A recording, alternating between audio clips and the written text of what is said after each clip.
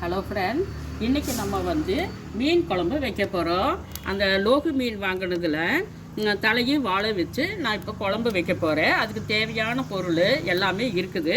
வாங்க வீடியோவில் போகலாம். அதுக்கு முன்னாடி நம்ம சேனலை சப்ஸ்கிரைப் பண்ணாதீங்களா, சப்ஸ்கிரைப் பண்ணிக்கோங்க. 2 ஸ்பூனு சமையல் எண்ணெய், கடுகு போட்டுக்கலாம். மண்பானை நல்லா காஞ்சிருச்சு. இப்போ கடுகு போட்டுக்கலாம்.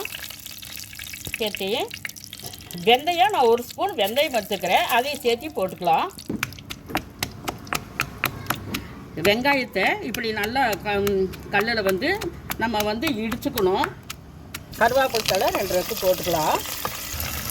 அதோட நான் 200 கிராம் சின்ன வெங்காயம் வச்சுருக்கிறேன், அதையும் சேர்த்து நம்ம போட்டுக்கலாம்.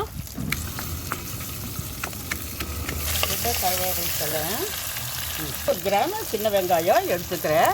அது வந்து இப்போ நல்லா இந்த கல்லில் தட்டி போடணும். வெங்காயம் வச்சு நான் வந்து தக்காளி பழத்தை 4 தக்காளி பழத்தை வச்சுருக்கிறேன். அந்த மிக்சியில் கொரன்னு அரைச்சி வச்சுக்கிறேன். அதையும் சேர்த்து உப்பு 1 ஸ்பூன், பெரிய ஸ்பூனில் 1 ஸ்பூனு, அதோட சேர்த்து நம்ம மஞ்சள் தூளும் போட்டுக்கலாம். கிளறி விடணும். தக்காளி வெங்காயம் எல்லாம் வெந்துருச்சு.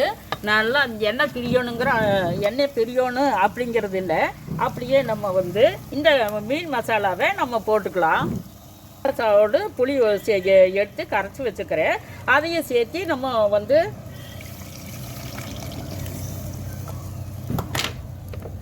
தண்ணியை அப்படியே ஊற்றிக்கலாம். உப்பு, மஞ்சத்தூள், மசாலா எல்லாம் போட்டாச்சு. இது நல்லா கொதித்து வேகட்டு. இப்போ நல்லா கொதிச்சிருச்சு. இப்போ வந்து நம்ம இந்த தலையை வாழு வச்சுருக்குறோம், அதை வந்து இப்படி போட்டுக்கலாம். இந்த லோகு மீன் நல்லா குழம்புக்கு வந்து சூப்பராக இருக்குது. அது தலையும் வாழும் போட்டு குழம்பு வச்சோம்னா ரொம்பவே நல்லாயிருக்கும். இதே மாதிரி நீங்களும் செஞ்சு பாருங்கள். இப்போ மல்லித்தழை போட்டு நம்ம வந்து இறக்கலாம்.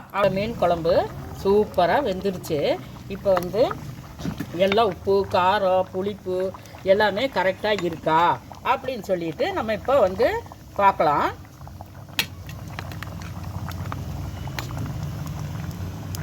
வந்து நல்லா வெந்துருச்சா அப்படின்னு சொல்லி பார்க்கலாம். மீன் சூப்பராக வெந்துருச்சு.